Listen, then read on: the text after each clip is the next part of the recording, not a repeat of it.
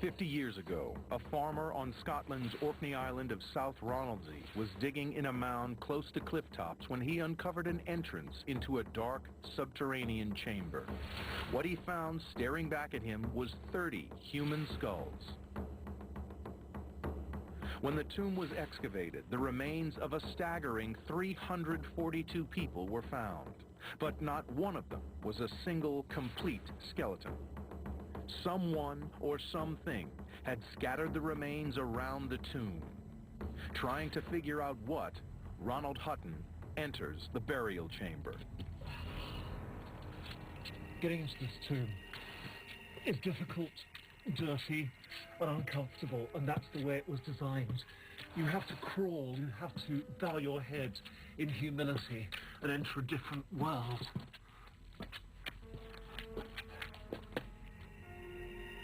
Once inside, the tomb opens out into a narrow room with a large chamber at each end and smaller side chambers down at floor level.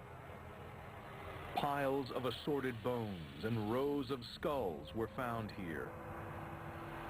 Ronald believes it's evidence that the pagans often returned to handle the bones of their ancestors.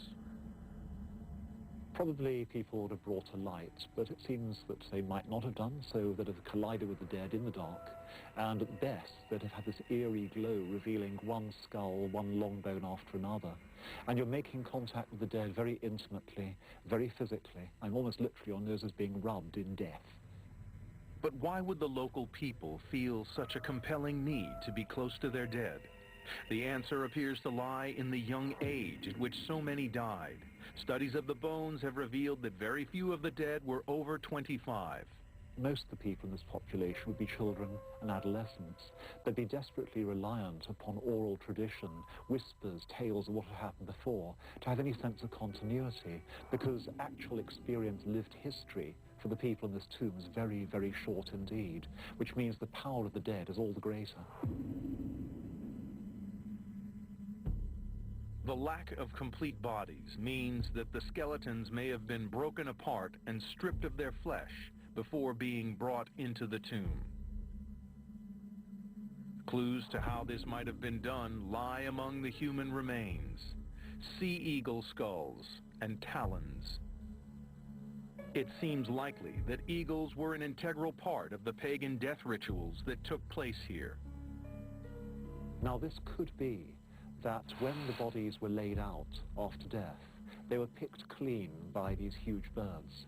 Certainly the bones were clean when they were brought into the tomb. And this is so that the bones can be handled, can be used in ceremonies, in rituals. Or it could even be the eagle as the symbol of the entire community down here on this island. They are the people of the eagle. Today, this burial place is known as the Tomb of the Eagles, but when it was built, it was probably as much a temple as a grave. One of our problems in studying the Neolithic is what we call these places. We call them tombs, but in the modern sense it has to be wrong, because they are the temples of the time, they are the holy places. And it could be that the dead themselves were transmitters. So you use their bones rather like mobile phones to contact the goddesses and the gods. And only through the dead can you gain access to the other world. We can now rebuild the Tomb of the Eagles as it was when pagan tribesmen came here to commune with their dead. Divided into 3 sections by upright flagstones built into the walls, at either end of the tomb were compartments, one of which was full of human bones. The chambers in the western end of the tomb held dozens of skulls, and still more lined the walls beside piles of bones. And placed among the human remains were the bones and skulls of sea eagles. The only way in or out of the tomb was through the long, narrow entranceway. Back to the world of the living, and it's so bright. But the Tomb of the Eagles is not the only example of a pagan burial site in the Orkney Islands. 20 miles north is a place which holds yet more secrets about the death rites and religion of the pagan islanders, the magnificent sandstone tomb of Maes Howe. Archaeologist Erica Goodman investigates. This place is amazing. And one of the things that really strikes me to begin with is just how fine the masonry is. Remember at Skara Brae, it was quite coarse. It was just little slabs of stone straight off the beach. You know, some of them were even rounded beach pebbles. But here it's all carved. You can see the masonry marks where they're actually carving this into a nice, neat block. Maes Howe is the largest tomb on Orkney. Built some 5,000 years ago, it's made of huge Orkney flagstones, some weighing an incredible 30 tons. Approximately 15 feet square, with smaller side chambers in the middle of the walls to the left, right, and rear of the tomb, its floor plan mirrors the houses of Skara Brae. This is about a similar sort of size and shape to the houses at Skara Brae. And not only that, but when you walk into the tomb here, there's a focal point here, right where the dresser would have been in the house. Also, you've got these chambers to either side in the same place as the bed has been in the house at Skara Brae. Of course, the one thing that's missing is the fireplace. The similarities between the tomb of Maes Howe and the houses of Skara Brae are further evidence that the pagans of Orkney believed in a special closeness between the world of the dead and the world of the living. Another central aspect of pagan religion was the cycle of the seasons. Pagan means country dweller, and their dependence on the land meant that pagans were very aware of their place in the natural world. They attributed special significance to turning points in the seasons.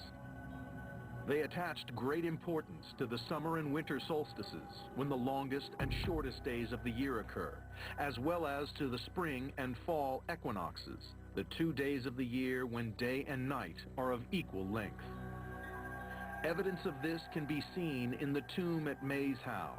It is deliberately designed to mark one of these key seasonal events. On Midwinter Day, which is the winter solstice, the sunlight comes straight down this passageway and it shines on the back of the tomb. The Neolithic engineers designed this on purpose in order to capture the moment of the winter solstice. And that's because in pagan thinking, the solstices are very important. For the pagans, midwinter was the time of the dead, the season when fields were barren and no crops grew. The winter solstice marks the end of winter. By bringing its light into the tomb, the pagans were seeking the help of the ancestors, hoping to ensure the return of spring. But to capture the light of the midwinter sun, the builders of Maes Howe needed to perfectly align the entrance tunnel of the tomb. The 4 large pillars at the corners of the chamber hold a clue. The pillars are an enigma. They offer no structural support to the tomb, suggesting their purpose may lie in their close resemblance to standing stones. Local archaeologist Martin Carruthers believes that the 4 stones could be part of a ring of standing stones that once stood outside the tomb. It may well be that there's a series, or have been a series of stones here, present as a circle, prior to the construction of the tomb, and it may even be that those pillar stones you saw within inside the chamber originated out here in a stone circle and were then incorporated into the later tomb. Around the outside of Maes Howe, archaeologists have discovered holes that probably once housed standing stones. It seems likely that the 4 stones now inside the tomb were once at the center of a circle of standing stones and lined up the ring with the winter solstice. The tomb was then built around the 4 stones, the entrance tunnel perfectly aligned with the last rays of the setting sun. Over time, the ring of stones disappeared, and all that remained was the tomb itself. It's clear that communing with the dead was an essential part of pagan life, and their death rituals are the basis for a striking new theory about the lost world of the most mystifying of all pagan monuments, Stonehenge.